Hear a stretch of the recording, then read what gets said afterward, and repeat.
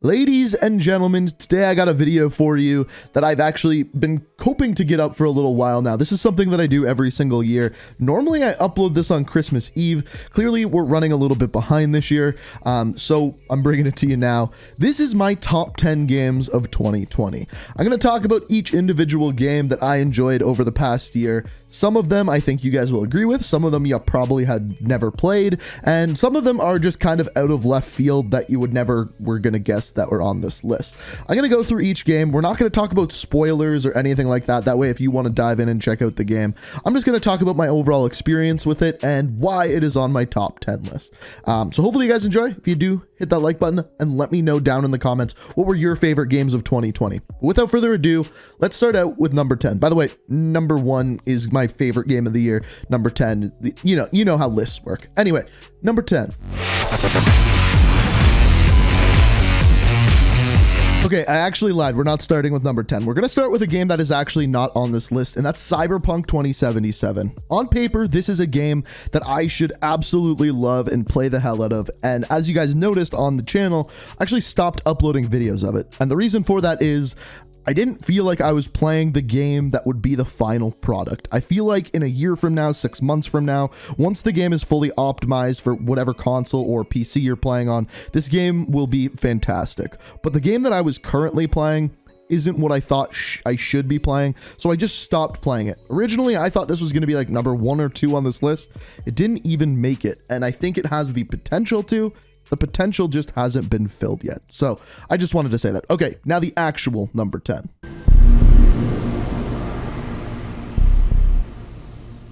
Number 10, Among Us. So this is one of the games on the list, and I'm going to talk about this 3 times on the list, of games that just came out at the perfect time. Now, as far as this game goes, it is a game that forces social interaction, and with the current state of the world, not being able to go out of your house, go see your friends, go to bars, I don't know where you live, but I'm in lockdown right now. This game comes out at a time that there is no social interaction, but forces you to have this argumentative social interaction, which a lot of the times is a ton of fun. This game isn't a new concept. There's games like Mafia, Town of Salem, many things like this that have existed in the past, but this one added the element of having to complete tasks at the same time. And I don't think that this is a AAA game or anything like that, but this game, the way that it forces social interaction, I think is just incredible, and with it coming out this year, or at least me playing it this year, is why it makes the list. One game you're not going to see on my list here is Fall Guys, and that is because to me it was just a battle royale platformer, and as you guys know, I'm not good at jumpy puzzles, so I liked Fall Guys, I just liked Among Us more, so that's why the Among Us is on this list. Number 9, I guarantee you wouldn't have guessed this one was going to be on my list, PGA 2K21. So, if you guys didn't know, I love golfing. Some of my favorite video games that were sports video games back in the day were Tiger Woods games. Unfortunately, EA doesn't make those anymore because EA doesn't like making games that I like. And as far as this game goes, it's not as good as the old Tiger Woods games, but it's the only golf game that currently exists. Now, in this game, there is ways of getting new clubs that improve your stats and things like that, but I also wish there was a way to actually earn points or things like that in game and actually level up your individual character's stats, and I wish there was like different challenges and things like that. This is more so just playing through a career as a golfer, but the real reason why I love this game is because right now I can't go and play games with friends in person, but I can hop on this game, play a custom course. For example, there's literally courses that people have made on Mars, and it's just a lot of fun to play with individual rules and change it up. This is a game that I would have played as a kid like Tiger Woods, and it's re-released. Now, I think there could be a better golf game made than this, but right now, this is all we have, and I played it quite a bit this year. So I'm guessing you didn't guess this one was going to be on this list, but here we are. If you like golf, you'll probably like this game.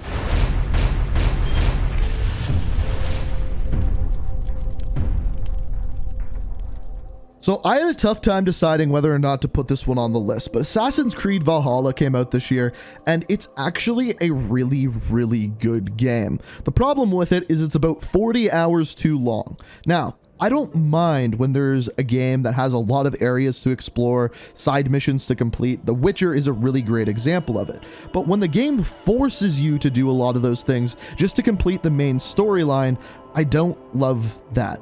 This game was too long, but it was a really good game. It's not my favorite Assassin's Creed game. That one would be Black Flag, but it's one of the really, really good ones.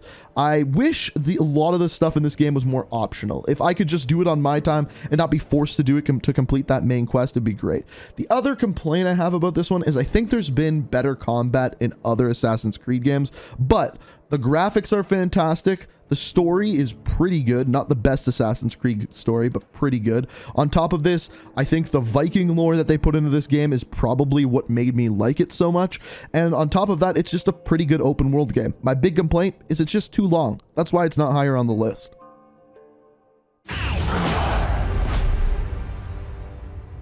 One game you're not going to see on this list is Black Ops Cold War. I think the campaign was decent and the multiplayer was okay, but I think maybe 3-4 months down the road, this game would have been a contender for the top 10 games of the year. But there were too many bugs and just bad things in the game at launch that didn't work properly. On top of that, it wasn't my favorite campaign. It was decent.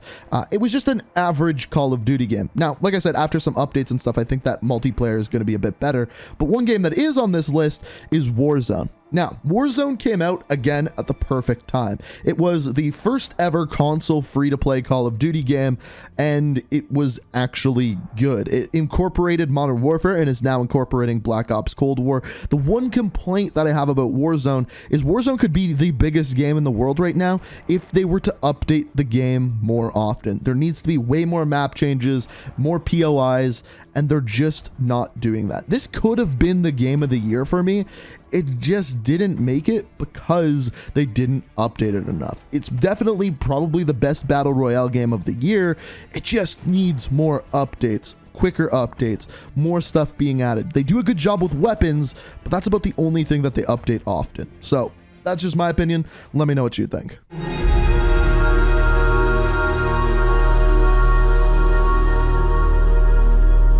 Another one that you probably didn't expect to be on this list is this game, Ori and the Will of the Wisps. If you didn't play the first game, Ori and the Blind Forest, you don't really need to, but I recommend it. Both of the games are really, really damn good. Now, if there's one thing you know about me, and I actually said it earlier in this video, I don't like platformer games. I'm just not good at them, and I don't really enjoy them, except for like the Mario games, like Mario 64 and stuff like that, Galaxy, and those are some of my favorite games. But generally speaking, platformers just aren't my cup of tea, especially the ones made by indie developers. Now, this one is incredible. I love the way you can upgrade your character. I love how you play as like this cute, cuddly creature fighting like these really cool looking monsters. The graphics in this game are incredible. The visuals just look so pretty, and I just love the idea of like playing as this like little doggy or cat creature that is just so damn cute. And the way that they do a story with so little words is incredible. I love storytelling in games, and this game does it with almost no language, which is freaking incredible. If you haven't played these games and don't know if you'll like them, they go on sale quite frequently.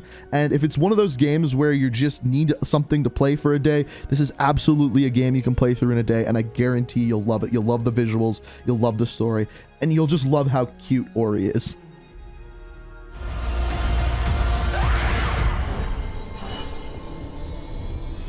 So I think if I would have played this earlier, this might have actually been my game of the year. But Immortal Phoenix Rising. This is a game that I didn't even know existed until some of my friends were talking to me about it. They were talking about how it was so similar to Breath of the Wild. It played really well. There's a good story in it. And I'm like, okay, I'll give this thing a shot. I started playing it about a week ago, and I'm probably about 8 hours into the game. And it is really good. And I'm going to say something, and it's going to make some people mad, but this game is very similar to Breath of the Wild with the way that like the magic works in it and the puzzles, but this game is better. It has better puzzles. The movement and controls are better in it. The story might not be as good as a Zelda game just because they don't have all of that back lore, but the story is also pretty damn good. I think if this would have been a game that I picked up maybe a month ago and played through the whole thing, it might have won my game of the year. It is that good. It snuck under my radar, and if you haven't checked out this game, it's one of the best things that Ubisoft has made in a really long time. I highly recommend it. And as you guys know, whenever I'm doing a let's play and we run into a puzzle, I love puzzles, and there's a lot of puzzles in this game. So if you like puzzles, you like action adventure games, and a little bit of an RPG aspects as well, check this game out. It is actually really good.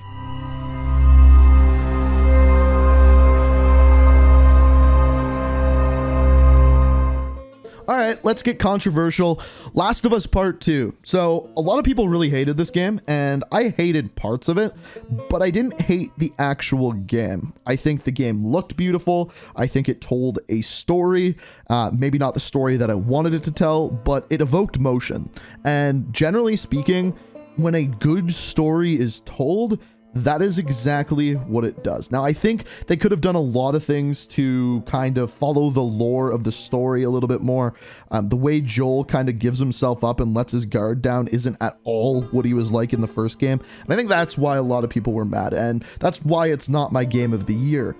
But it still tells a really good story, and I love these games that almost feel like I'm playing a movie, and this game did that. Now, I don't know where they're gonna go from here, because I think they want us to like Abby a lot more than we did. And if there's a Last of Us 3 that comes out and we're only playing as Abby, I can tell you right now, I'm not going to enjoy that game. But as far as a game goes, as far as an experience goes, The Last of Us 2 is an experience you don't want to skip, even though the game might piss you off to all ends. My time. This one probably shouldn't be on the list, but I love this game. Spider-Man Miles Morales. It's not as good as the first Spider-Man game, and I think this first Spider-Man game actually won my game of the year for that year. But first of all, the controls of this game are phenomenal. They just basically took them from the first Spider-Man game and made them that much better. The animations are amazing. The story is pretty good. If you watch my Let's Play of it, you'll know that there's one character in the story who just pissed me off for really no apparent reason, but I just really didn't like her. And all in all, it's a little bit short. Like, it feels a little bit more like a DLC for the first Spider-Man game, but it's also not the price of a full released game. So I think they should have probably released this as some DLC, but if it was DLC, it probably wouldn't be on my top 10 list. So I don't know. There's a marketing thing going on there, but I really enjoyed it. There's nothing that I really disliked about it. I love these Spider-Man games, and I'm looking forward them to making more, because if you didn't know, there is going to be another one. There's a post-credit scene at the end of the game, and I can't wait to see what they do with it. What I will say, though, is I did find Peter Parker a lot more interesting than Miles Morales. That being said, though, Into the Spider-Verse, I think, was better than almost every Spider-Man movie ever. So, yeah, there's that argument with it, too. But all in all, really good game, amazing controls. I love the open world and the way you travel around the map with the webs. So that's why it's the number 3 game on my list. Number 2, Animal Crossing. So if you didn't play this game this year, you were probably in the minority. This game blew away some of Nintendo's records, and it's one of those games that just came out at the perfect time. When the world was going to shit, this game came out as a cute, cuddly, fun game that anyone could play. Your mom, your girlfriend, your brother, your dog. Well, maybe not your dog, but you get what I'm saying.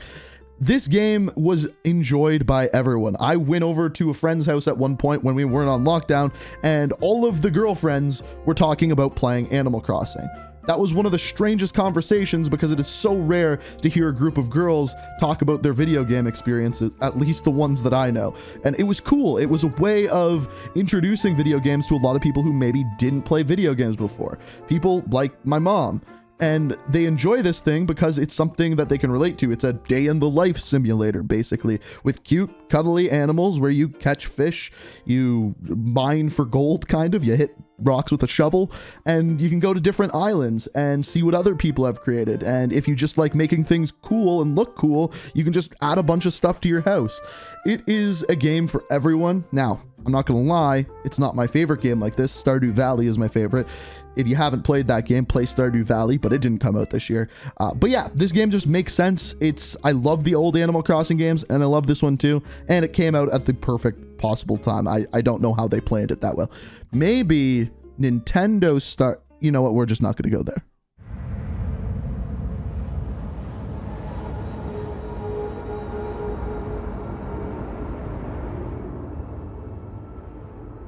Number 1, Ghost of Tsushima. So, this not only gets my game of the year, it also gets the most surprising game of the year, it gets the most unexpected game of the year, it gets the best looking game of the year, and the second best story of the year. I didn't think it was the best story, but it was a really good story. And this game combined a couple of series of games together in a really cool way. This game to me, and I'm sure a lot of people will disagree with this, is like a combination of Assassin's Creed, the newer Assassin's Creed games, and Dark Souls. It has way better combat than Assassin's Creed, and it's more open world than a Dark Souls game. And combine those two together, add samurais, and you get the Ghost of Tsushima. And I think it's a really good story. It's beautiful. Nobody saw this game coming, and it is very near to a masterpiece. Now, this is where we get into the negative, because none of these games on this list breach my top 10 or even probably top 20 games of all time. I actually don't think this year was that good for video games. I've heard a lot of people say that this was an amazing year, and it was for the reason that a lot of people went to video games in a time where they couldn't leave their house and played a lot of great stuff. But I don't think this year was a groundbreaking year for video games. There was nothing that stood out as nothing we've ever seen before. There was no Elder Scrolls or anything along those lines. The games that we were expecting to be good, like Last of Us Part 2 and Cyberpunk 2077, were just kind of okay, or in the case of Cyberpunk, really, really buggy. And I'm interested to see what the next year brings us, and I'm interested to see what that next year that just takes gaming to the next level. All in all, I give 2020 4 out of 10. That's just for the shitty year. The games in the 2020 though, solid 6.5 out of 10. But yeah, let me know what you think. Let me know what your favorite games were. Let me know what you think of the year as a whole for video games. Anyway, that was 2020. Thank you so much for watching. Until next time, peace out. We are reaching for the stars, but we're making it.